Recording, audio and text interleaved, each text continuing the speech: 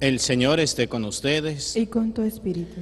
Del Santo Evangelio según San Mateo. Gloria a ti, Señor.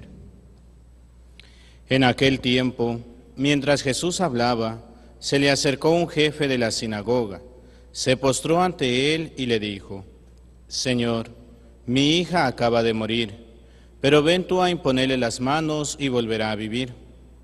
Jesús se levantó y lo siguió acompañado de sus discípulos.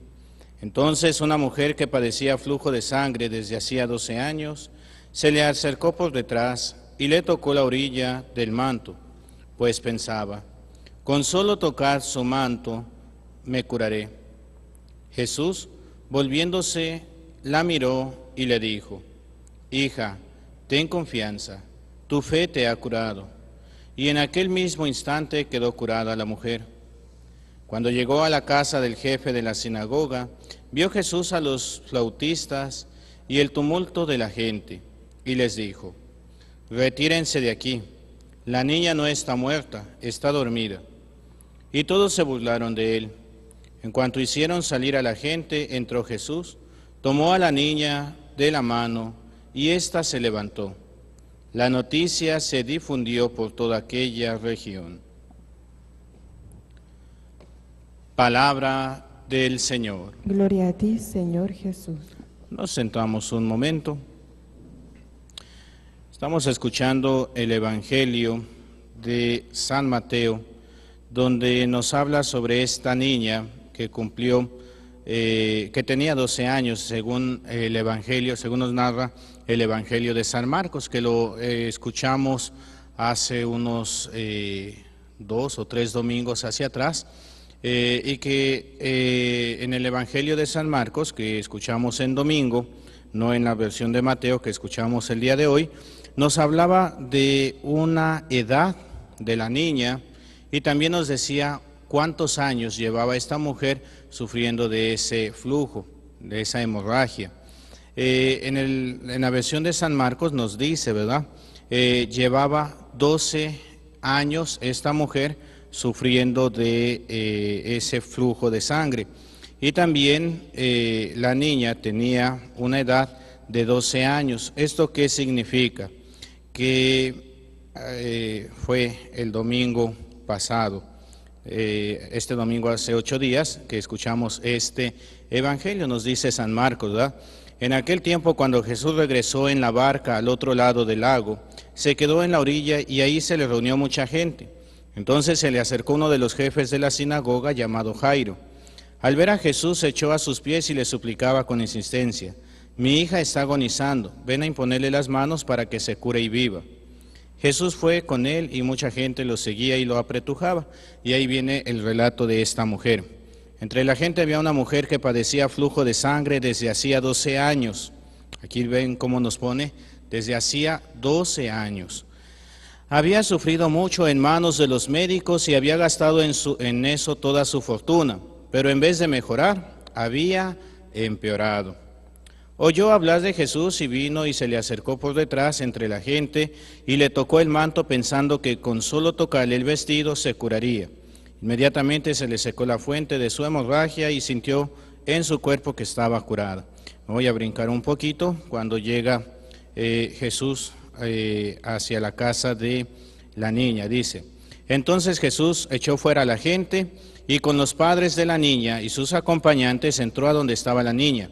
La tomó de la mano y le dijo: Talita cum, que significa: óyeme niña, levántate. La niña tenía 12 años. Se levantó inmediatamente y se puso a caminar. Todos se quedaron asombrados. Jesús les ordenó severamente que no le dijeran a nadie y les mandó que le dieran de comer a la niña. ¿Por qué quise retomar la versión de San Marcos? Que es el evangelio, el mismo evangelio que escuchamos, nada más que en la versión de Mateo. Porque Marcos nos da pie a poder entender un poquito mejor este relato del evangelio. Vamos a ver que estamos viendo un relato sándwich, así le llamo yo, no que así se llame. ¿Por qué? Porque normalmente un sándwich así hecho a la rápida, ¿qué lleva? Pan, jamón y pan. ese es un buen sándwich, ¿verdad? Cuando no hay otra cosa, claro, le vas a poner la mayonesita o la cremita, la lechuguita, el tomatito y todo, pues eso y es para darle sabor, pero lo importante es el pan, el jamón y el pan. Aquí vemos en este relato cómo el pan, tanto una tapa como la otra tapa, es el relato de la niña. Empezamos con el relato de la niña. El papá que va a pedir por su hija, ¿verdad? Jairo se llama el papá, va a pedir por la niña. Y va Jesús en compañía del papá rumbo a la casa para ir a ver a la niña. Pero ahí nos cortan el relato y entra este otro relato de la mujer. Una mujer que tenía una hemorragia desde hacía 12 años y que está a punto de morir y de hecho muere antes de que Jesús llegue. No, perdón, ya me fui otra vez con la niña. La mujer tenía 12 años de enfermedad y había ido a ver a muchos, ¿qué? Doctores, ¿verdad? Médicos. ¿Y había mejorado la mujer? No, había empeorado. Y ahí se le fue toda su fortuna. Cualquier similitud con la realidad, mera coincidencia, entonces tenemos este relato, la sanación de esta mujer. En cuanto esta mujer toca el manto de Jesús, se cierra este flujo de sangre. Y volvemos nuevamente al relato de la niña. Llega Jesús a la casa de Jairo, ya murió la niña, según la gente, y le dice Jesús al papá, ¿verdad? No tengas miedo, ten fe y vas a ver que la niña está bien. Llega Jesús, nada más con Pedro, Santiago y Juan, la agarra de la mano y le levanta, ¿verdad? Le dice, Talita cum, levántate niña. Bueno, esto es importante porque en la Biblia hay un lenguaje simbólico también. Sobre el lenguaje simbólico, parte del lenguaje simbólico más importante son los números. No les voy a decir aquí todos los números porque no tenemos tiempo, pero sí saber que el 12 es un número simbólico que representa al pueblo de Israel. Entonces, el 12 representa al pueblo de Israel. ¿Cuántos niños?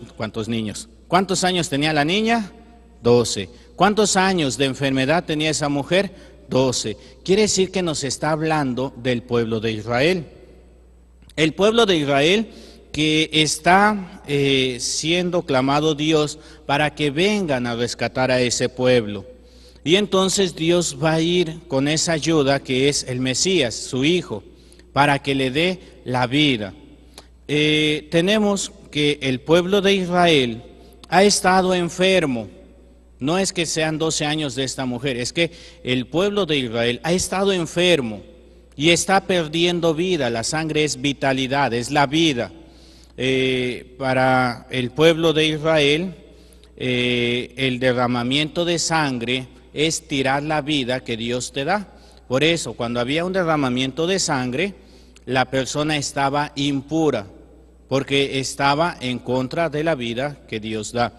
Un poquito por eso también podemos entender por qué las mujeres en el tiempo de Jesús no entraban en el templo, no entraban en las sinagogas, tenían salas especiales, porque si a alguna mujer se le ocurría entrar durante su periodo, dejaba impuro todo el templo, y entonces había que purificar todo el templo, a las personas, a las cosas. Por eso esta mujer que va, pues es una atrevida. ¿Por qué? Porque las personas que sufrían de esta situación, no solamente las mujeres, también algunos hombres que tenían esta hemorragia, los enfermos, igual que los leprosos, son personas que se ven excluidas de la vida comunitaria. ¿Por qué? Porque están impuras. Y cuando una persona toca algún objeto, ese objeto que ya tocó queda impuro y hay que hacer un sacrificio, un ofrecimiento de purificación. Bueno, ¿qué es lo que nos quiere decir entonces? La mujer tiene una enfermedad, está desperdiciando la vida y ha ido a buscar la solución con los médicos, pero no se ha acordado de Dios. Los médicos la han tratado y ha visto diferentes médicos, pero en vez de mejorar está empeorando. Y toda la riqueza que esta mujer tenía se ha ido perdiendo en nada. Nos está relatando cómo el pueblo de Israel ha abandonado a Dios y ha querido buscar su seguridad en otros ídolos. Hemos de recordar cómo a través de la historia de los años de la historia de la salvación que encontramos desde el Antiguo Testamento y el cumplimiento y el culmen viene en el Nuevo Testamento, cómo el pueblo de Israel ha sido llamado a la conversión en diferentes momentos. Y tenemos grandes profetas, ¿verdad? Ezequiel, Isaías, Nehemías, Amós, Joel, etcétera, que les dice al pueblo de Dios: hey, se están alejando. Y el pueblo de Israel, cuando se aleja de Dios, empieza a tener problemas. Pero muchas veces, en vez de regresar con Dios, acuden a los ídolos, ¿verdad? Han ofrecido sacrificios a Baal, han ofrecido sacrificios a dioses extranjeros. Es decir, están buscando la sanación en médicos que podríamos decir muy bien charlatanes, porque no les han dado la solución, no les han dado la sanación, y en eso se está perdiendo la vitalidad. El pueblo de Israel, si no regresa al buen camino, va a encontrar la muerte, como la niña. La niña está muriendo y de hecho muere. El pueblo de Israel está muriendo porque no ha querido escuchar la palabra de Dios, no se ha convertido. Pero ¿quién es el que cura a esta mujer? Es Jesús. ¿Quién es el que le devuelve la vida a esta niña? Es Jesús. ¿Qué es lo que nos está diciendo la palabra de Dios? Que nosotros vamos a encontrar la salvación en Jesús, en la medida que nosotros nos abramos con fe a la palabra de Jesús, en la medida en que nosotros aceptemos la salvación que Jesús nos da en la cruz. Él derrama su sangre para que nosotros por esa sangre quedemos purificados. Es Jesús que se ofrece para que nosotros recobremos la salud, recobremos la vida eterna. Y entonces nosotros tenemos que dar testimonio, ¿verdad? Jesús viene a ser la solución. No son los médicos, no son los charlatanes, no son los ídolos, no son los objetos. Pero muchas veces parece que nosotros le hacemos o le ponemos más confianza a estas situaciones que a Dios, que incluso a Jesús. Hoy en día, el nuevo pueblo de Dios, que es la iglesia, muchas veces también estamos padeciendo esta enfermedad y estamos desperdiciando la riqueza que es la gracia de Dios, cuando estamos yendo a buscar soluciones donde no hay. ¿Cuántas personas, y decía una encuesta que se hizo, una encuesta seria, hay muchos católicos aquí en México, que somos creo que el 89% de católicos en México, pero de esos 89% de católicos en México, son muchos los que se dicen ser católicos, pero no comulgan con la fe católica. Soy católico, pero estoy a favor del aborto. Soy católico, pero estoy a favor de las relaciones homosexuales. Soy católico, pero yo creo que Dios me puede perdonar cuando yo le digo: Señor, perdóname, y no necesariamente tengo que ir a la iglesia. Soy católico, pero no necesitamos el sacramento del matrimonio, porque ¿qué tal si no funciona? Hay muchos católicos que piensan así. Y por ahí algunas hasta hacen sus campañas, ¿verdad? Somos las católicas con derecho a decidir. No, pues ¿saben qué? No son católicas, porque no están aceptando la voluntad de Dios. Ay, es que yo creo que Dios ama a los homosexuales. Claro que sí, los ama y son sus hijos y ve por ellos. Pero eso no quiere decir que van a tener la autorización para vivir como ellos quieran.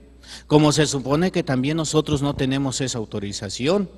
Le echamos mucho a estas personas, pero ¿y los jóvenes que, ya, pues el que al cabo que si funciona después nos casamos por la iglesia? Pues no, eso también está prohibido por Dios. No estoy haciendo la voluntad de Dios. Y a lo mejor nos quedamos viendo estas situaciones que son más extremosas, pero veamos nuestra vida. A veces criticamos a las personas que tienen grandes pecados. Pues sí, son visibles, ¿verdad? Le preguntaron a Juan Gabriel, una pregunta muy incómoda. ¿Y qué dijo Juan Gabriel? Lo que se ve no se juzga. Algo así dijo, ¿no? O lo que se ve no se pregunta, algo así dijo Juan Gabriel. Es verdad, podemos ver personas que podemos ver sus pecados públicamente, pero ¿y nosotros no somos pecadores? ¿Nosotros no tenemos pecados? Porque a veces somos buenísimos para juzgar a los demás. Oye, ¿y tú no tienes mentiras? Me dice una persona, padre, pero pues yo escuché que nos tenemos que confesar. Dicen los padres que por lo menos una vez al año, pero pues es que yo no tengo pecados. De verdad, dice, yo no mato, yo no robo. Y le decía a esta persona, oiga, ¿y nunca ha pensado mal de los demás? Bueno, una que otra vez, padre. Oiga, ¿y nunca ha hablado mal de los demás? Bueno, pues usted sabe, pero nomás entre amigos. ¿Y no le ha deseado el mal a otra persona? Bueno, pero nomás cuando me hacen enojar. Y así le fuimos rascando poco a poquito, fuimos diciendo esto, fuimos diciendo lo otro. Y decía esta persona, ¿verdad? Ah, caray, creo que sí tengo pecados, ¿verdad? Padre, ¿y por qué no nos enseñan eso? No estamos transmitiendo la fe. Aquí me van a disculpar mucho los catequistas, pero les preguntaba el sábado a los niños que hicieron la primera comunión, ¿cuál es el ayuno eucarístico? No sabían los niños. Se les pregunta, ¿cuáles son las postrimerías? No, pues a lo mejor el chocoflán, padre. Ya no se les enseña esas cosas. No se les enseña que hay que venir a la iglesia y estar calladitos, a estar atentos a todos los momentos de la iglesia. Eso tendría que empezar desde los papás. Pero muchas veces, ay, es que mi niño está chiquito, que no entre a misa porque nada más va a dar lata y no se va a quedar quieto. Oye, pero sí bien que lo llevas al cine, ¿verdad? ¿Y por qué allá no le dices va a dar lata? Ay, lo voy a llevar al mercado, pero a ver si no me da lata. Y así lo llevas, pero a la iglesia no. Tenemos que llevarlos desde chiquitos. Hay un niño en una de las capillas, a mí pues pongo este ejemplo porque es adorable este niño, se llama Miguel Ángel, tiene 3 añitos, 4 añitos acaba de cumplir el niño. Cuando yo empecé a ir a esa capilla, ay, el bendito niño, iba la mamá a misa, iba con el niño y pues traía a la hermanita bien chiquitita, ¿verdad? Recién nacida. Y el niño, no daba lata el niño, no gritaba ni eso, pero se la pasaba caminando de adelante para atrás, de adelante para atrás. Hubo un padre que llegó y no, hombre, me lo puso quieto al pobre, ¿verdad? Yo dije, bueno, vamos a darle chance, no se lo dije a los demás, ¿verdad? Dije, le voy a dar chance, el niño va a aprender. Hoy es de los niños más quietecitos y cuando se tiene uno que parar es el primero que se para. Y cuando se hinca uno, a veces se para porque ya se cansó, ¿verdad? Pero aprendió. Antiguamente, ¿a poco a ustedes no les enseñaron? A veces te enseñaban a la mala, ¿verdad? Te daban el pellizcón y órale, estás en misa y no chilles porque te saco y te doy allá afuera. No hay que llegar a esos extremos, pero oigan, hay que enseñarlos a que Jesús es la solución. No estamos dando testimonio. Dejemos a los catequistas en paz, los papás. Y si no hacemos lo que tenemos que hacer, al rato nos vamos a estar quejando. Ay, padre, pero es que mi hijo no va a la iglesia. Ay, padre, pero es que mi hijo está en malos pasos. Ay, padre, es que ya no sé qué hacer con mis hijos. ¿Y cuándo les enseñaste? ¿Cuándo les pusiste el ejemplo? Hermanos, también nosotros podemos ser piedra de salvación o podemos ser piedras de escándalo. Pidámosle mucho al Señor para que nosotros aprendamos a ir siempre hacia la fuente de la salvación. ¿Quién es la fuente de la salvación? Es Jesús, que nos lleva al Padre. pero que también nosotros seamos buenos signos para los que nos rodean, empezando por nuestra familia. ¿Y cómo se va a hacer? Con el testimonio, cumpliendo la voluntad del Señor. Y la voluntad del Señor es bien sencilla: amar a Dios sobre todas las cosas y amar a mi prójimo como a mí mismo. En una palabra, la ley de Dios es el amor. Por eso decía San Agustín: ama y haz lo que quieras. En el nombre del Padre, y del Hijo, y del Espíritu Santo. Amén.